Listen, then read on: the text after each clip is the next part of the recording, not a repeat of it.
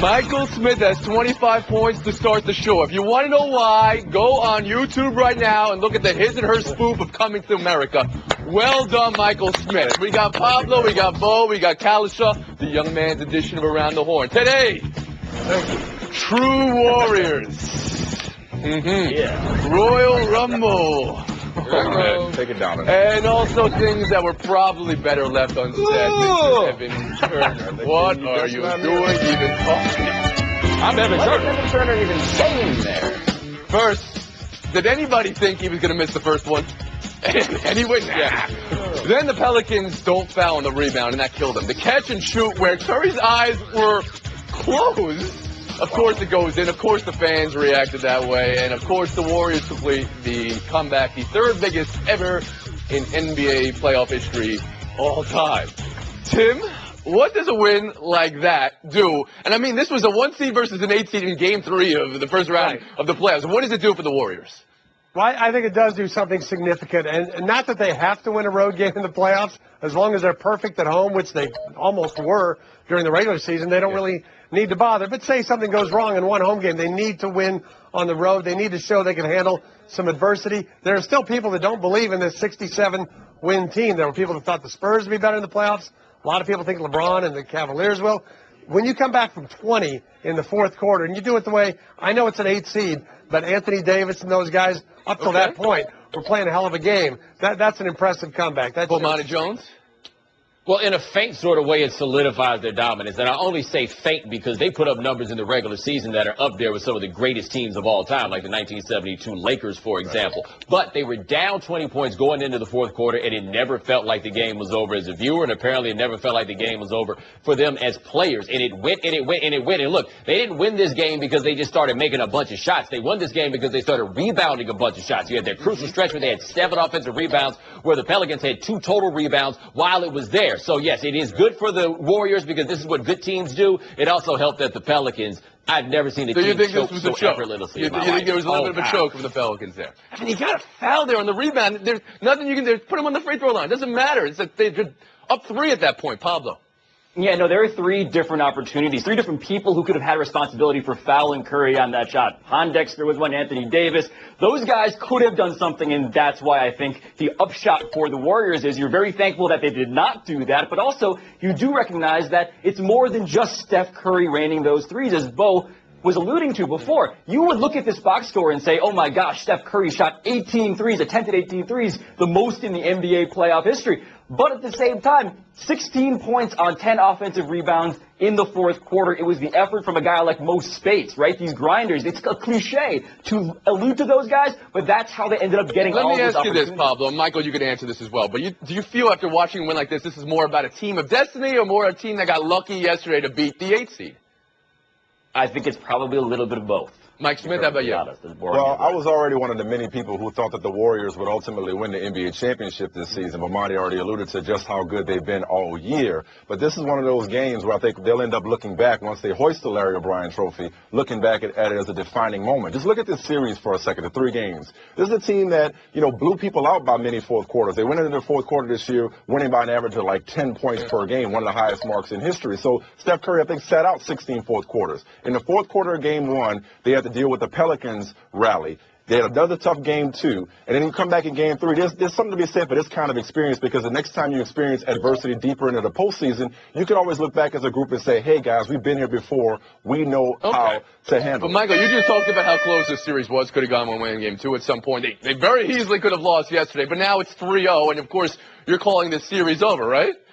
Oh, absolutely. And I know scrimmage is a touchy word for the Pelicans, but it's been a great warm-up for the rest of the Western Conference. And I'm sure you're doing the same with the Bulls and the Bucks. I love you guys. A series doesn't start until a home team loses. A series ends the second a home team loses. 3-0 Rose last night. 34, the most points he's scored in 3 years. He played 48 minutes because this game was so off the rails. Leeds captured and yacked away.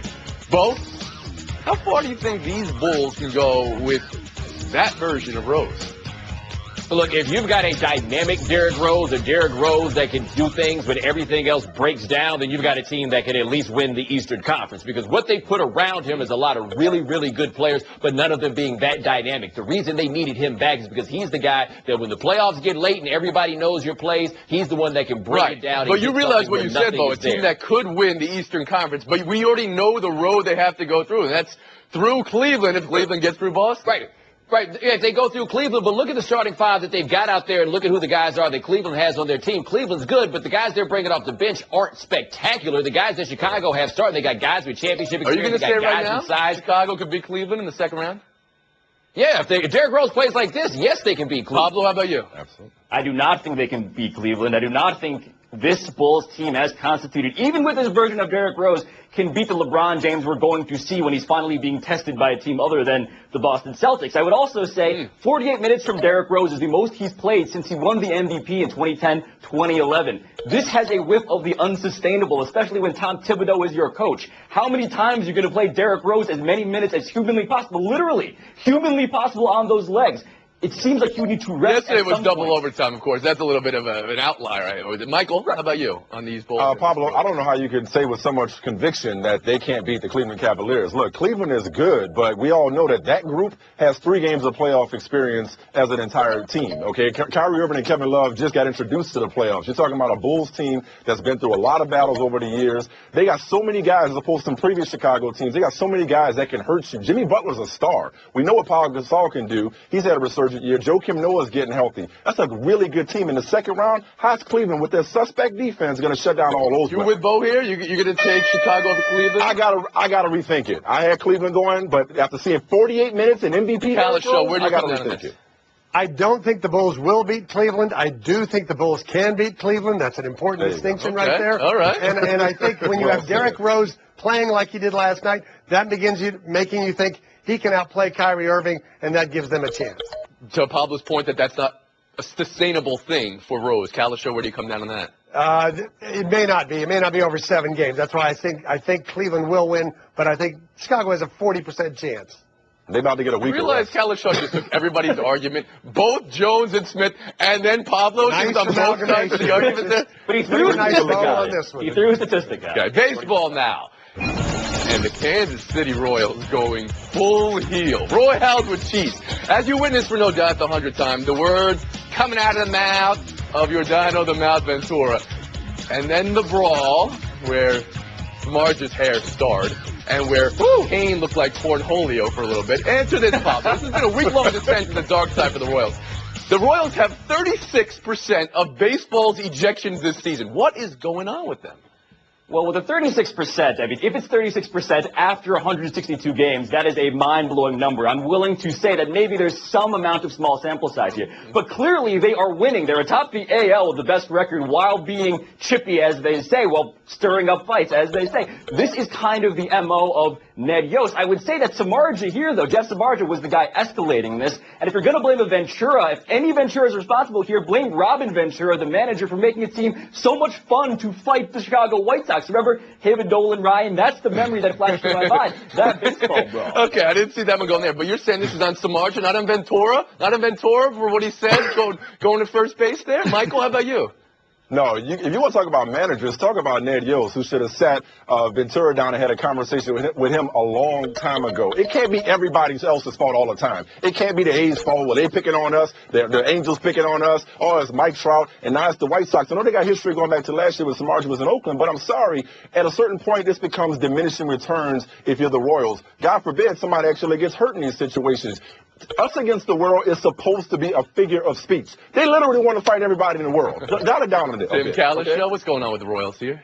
Rumble, Royal Rumble. There have been 25 players ejected this year. 9 of them play for Kansas City. I think it's got something to do with Ned Yost. It's got something to do with the team that went to Game 7 of the World Series, and the reward for that was the whole world picked Cleveland or Chicago or maybe Detroit to win their division this year, not alone get back to a World Series. So you think they have a chip in their shoulder and you think it's real and they should have one and it's still right how they're acting out?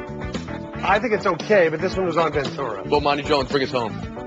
Look, we know that Ventura didn't want to fight because when Eden started walking toward him, he was backing up. This could have been called out. It didn't have to be on the bench cleared and everything because Eden was clearly stopped. It was all fun and games till Jeff Samardzija lost his mind, and he got a Shaq Brad Miller moment too because that one that whizzed by his head could have ended. Well, I mean, his hair was like the Undertaker when he got out there. The hair was just flowing. It was incredible. I played football. Let's fight. Mike Smith, 41 points. Can anybody catch it? Mike, again. I mean, you, Jamel, we can't. Robert Flores, Reese. I mean, that was just incredible with the spoof. Why do you keep doing more that? points. Go watch it on YouTube during this break. Coming up, Why are you giving my points? I don't need it's them. whether the Mavs in a series that hasn't started yet because the home team hasn't lost, right? Without Rondo, could win tonight. Tim, have you heard if Rondo will be on the bench? He will not. He will be seeking other medical opinions. He would love to be there. His fans would love to have him there. Geico presents Strange Saving Stories. Astronomers detected an interstellar transmission. It stated, Geico, 15 minutes could save you 15% or more. The implications were staggering. Was the cosmos telling us we could all save hundreds on car insurance with Geico? Or did their radar merely pick up a signal from the nearby Rufus and Clyde's morning show? We may never know. Geico. 15 minutes could save you 15% or more on car insurance. Buy or sell. Shaw, 16. Jones, 10 toward 12. Smith, 47 points. Might be pretty good. Buy or sell. The Josh Brolin-looking individual in Dallas today who wrote that maybe without Rondo, the chemistry will be better and the Mavs can get back into the series. This matinee idol said the team has no excuses not to at least survive the weekend. Tim, I go to you for my Kalashub Mavericks. What are you expecting from the Rondo-less Mavs tonight? The Rondo trade will finally pay dividends tonight. The team will be cohesive. The fan base will be energized. They will shoot the ball better. They will run the offense better. They will win the game. I don't know if they get back in the series and win. So you're predicting a win tonight? But I think they win tonight. And you're saying this is the reason why they made the Rondo trade, so they can bench him and then move on. How about you, Bomani?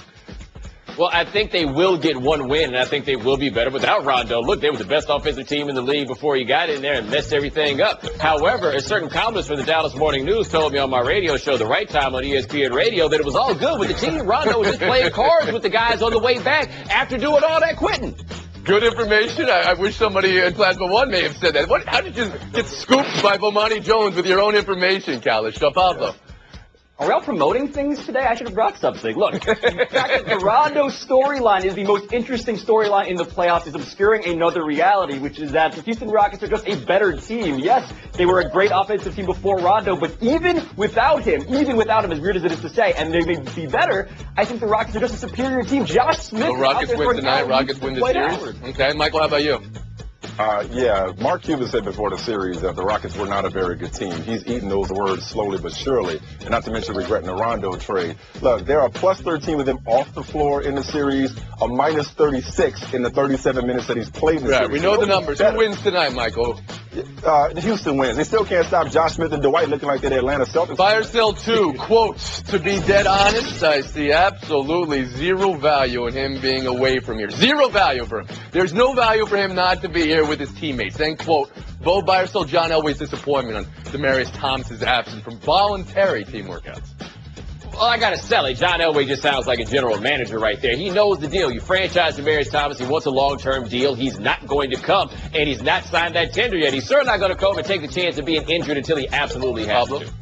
Well, this is also John Elway arguing against a larger issue, which is that nobody really cares about voluntary workouts. Everybody in the NFL hates going to them, and if you are in a contract negotiation, there is no way that you are going to them. This is what everybody does. Yeah, look, he raises an interesting point. I'll sell it, but he does raise a point about him being covered from an insurance standpoint if he's there. But bottom line, if I'm Demaryius Thomas, I'm on the phone with John Elway today saying, hey, man, you want me there, pay me. It's as simple as that. Al Shaw. I got to sell it. Elway's right. There's zero value in him not being there. There's zero value in him being there. What are he and Peyton Manning going to find a new way to run a dig route? You say with such disdain and contempt, Kalish. Okay, buy or sell 3, John Harpon's Why Football Matters thesis, which was on Ravens.com. You can see some of the hot takes he attacked with an enthusiasm previously unknown to mankind on the screen right there. Football is a metaphor for life, he says. Pablo, what stood out most to you? What stood out to me is the idea of Roger Goodell now getting this as a chest tattoo. I think every word of this is the NFL kind of propaganda. Once you extract and abstract, right, corporate bureaucracy and the terrible social attitudes and the neurological trauma, pretty much any profession could be great. Any profession could have. Roger Goodell chest tattoo? That's how that started. What is it, like the Chris Douglas Roberts screed that's on there? With Yes, exactly. Go ahead, Michael. Quarterback style also. I gotta buy this article. I gotta admit, I got a little nostalgic. I had a little tear thinking about my high school days. Okay, so you lived my that. last 2 years in high school, riding the pine as a backup quarterback. Nobody needs to hear about this, Mike. Nobody needs to hear about the game versus Eli Manning. Nobody needs to hear. Gallishaw, go ahead. I'm going to buy it as well. I mean, it is okay if certain football lifers like the job, like the aspects of the game. He acknowledges that people talk about, and there are serious injury risks with the game. I think he knows that. He's not trying to hide that. Well, no, I'm going to buy what he's saying only because the reason that sports are put forth in society the way that they are is because they do instill those values. I think we generally agree with everything that he's saying. Like, it instills value. He says it's life. The problem is football also kind of kills you. There seems to be some evidence that says that football just might kill you. Are you willing to die in the name of life? Well, Bo, 17. This one was a race today, and you were the slowest. The last word. Why did you have to put it like that? Like, all you had to say was something about how, like normally this score would get you by. It was a race to get the most self-promotion in, apparently, and you were last net. Surprising. He won that. Mike, Pablo, Timmy, Lightning Round next. And coming up. Edmund Holmes, Johnson cut for Johnson. I'll have what he's having. ESPN Radio, bringing you directly to the biggest events in sports. Center field, well hit, Hunter back, out of here! From opening day of baseball, Throw to the plate, safe at the plate! right through the World Series. For the third time in 5 seasons, the San Francisco Giants are the champions of the baseball world. Whether it's LeBron, Chris Paul, or Kevin Durant, when the NBA tips off, ESPN Radio is right there when a champion is crowned. We have a new world champion. The San Antonio Spurs are the world champions. And when the magic of bowl season arrives, ESPN Radio is your home for the new college football playoff. The college football playoff first national champion, the Ohio State Buckeyes. The biggest events in sports can be found right here on ESPN Radio. Vettori, Gallishaw, anybody's ball game except for Gallishaw in the Lightning Round. Lightning won, Lightning comeback. 2 to tie in the late third, 1 in overtime. You know, Timmy, you always say the hockey series doesn't start until the fourth overtime of Game 7. So what do we have right now between Tampa Bay and Detroit? We have a series that now Tampa Bay has taken the advantage in. This was a big win for them. They hadn't scored in 114 minutes at Joe Louis Arena. They looked like they were going to fade out very quickly. Steve Eisenman's got a good team, a better team than Detroit. You have a series that seems completely unpredictable. This is just the 4th time this sort of a comeback has happened in the NHL playoffs. And also, let's remember, Ben Bishop, that Lightning goalie, had an own goal bounce off of him twice. As soon as that happened, you thought this was over. And then you have this 77-second stretch. That's unbelievable. Mike Smith. All right, so the Lightning rescued a series when the season looked to be lost. But I'll tell you what, a series like this can change in an instant. At 1 minute, they look like they're about to be down for the count, and then they come back and they tied and steal back home ice advantage. But again, you just don't want to overreact too much because the Red Wings are still a very good team. And So that's the analysis, that a series can change in an instant. There you go. How about that? Maybe this game can change in an instant. What's happening here? All right, Lightning 2. Whoa, fuck's sake. Mets Yankees, 14 straight Don't wins lose combined in a straight row, back, all it up with the 2. Mets have 11 of them. Pablo, who are you gonna argue has more at stake this week at the stadium? It's the Mets because they are the New York Mets. If you talk to any Mets fan in this city, it's like Icarus, right? You're waiting for the wings to melt. They flew too close to the sun. That is the fear on the mind of every Mets fan here. It's what it's always going to be. At the risk of losing more points, can I say I just don't see this as some kind of battle for the soul of New York? This has a Lakers-Clippers feel to it. I know the Mets are upstart and the Yankees not as well as me. That's pretty good. Am I losing points or not? No, the points are going up. We're going to go to college show real quick. Oddly enough, I think it's the Yankees. Actually, the Mets have had slightly higher TV ratings to this point, which sounds crazy in that city. The Yankees need to win back their town. Win back their town? It's the Yankees. The Yankees. There's no competition for the town. Well, we tried to make it interesting, but Smith was just too strong today. Torrey's out in front. Callis, so that means you're to go. What's the last word? But Michael Smith has lived in fear this whole day of facing me in the showdown. He still fears me. I really did. You're my toughest matchup. You're my toughest matchup, but it still can change in an instant. Torrey and Smith, showdown deck. Straight ahead, LeBron Gavage's Evan Turner, who still manages to talk with all that in his maw. Horn! All those points wiped off the scoreboard. It's a showdown. It's anybody's ball game. Smith, Torrey, good luck to you both. Showdown 1, your best explanation, please, of why Evan Turner would have talked to LeBron after a play like that, Pablo Torrey. Look, LeBron James has his jersey. He has a personalized locker. Where? At Ohio State, where Evan Turner went to school. He's probably thinking about to himself, when do I get the commemorative jersey and locker? Why is this guy everywhere in my world? Michael? You come at the king, you best not miss, and you best not talk trash after you do. Like, go just say thank you, I apologize, sorry for the inconvenience, it won't happen again. He Go home. stuffed him like he was making foie gras from a duck. I mean, it was gravage, as I said.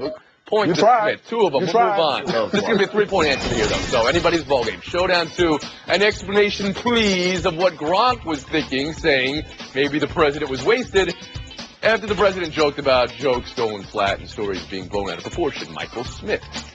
Well, he must have, first of all, thought that he's too big and too strong for anybody from Secret Service to mess with him. But secondly, if you're the Patriots, you smiling through your teeth. It's not funny. People making jokes about your credibility. The results of this investigation probably won't be out before Obama leaves office. They're like, please believe us. I am Rob Gronkowski in 2015. Somebody is leaving me unsupervised in front of a podium in front of the White House. Whatever I say is apparently cool with America now. So let me say what's on my mind. What to say. Yeah, He's saying the same thing he always says. Talking about drinking and being wasted. There's a 3-point answer. Pablo got 2 of them, but the final is 3-2. The FaceTime goes to Michael. Anybody that knows me knows how much I love the build up to the draft. I'm obsessed with the draft. But this kind of stuff, it gets on my nerves. I'm talking about these quotes from an unnamed executive in the Milwaukee Journal from Bob McGinn, longtime NFL reporter. He got somebody saying that the lack of focus by Jamarcus Russell, the biggest bust in NFL history, is what I see in Jameis Winston. I see the body. I see a lack of focus. I see the same coach in the same system. No, Mr. Unnamed Scout, what you see is a big black dude. Stop being lazy with your analysis. They're nothing alike. Nobody questions Jameis Winston's work ethic.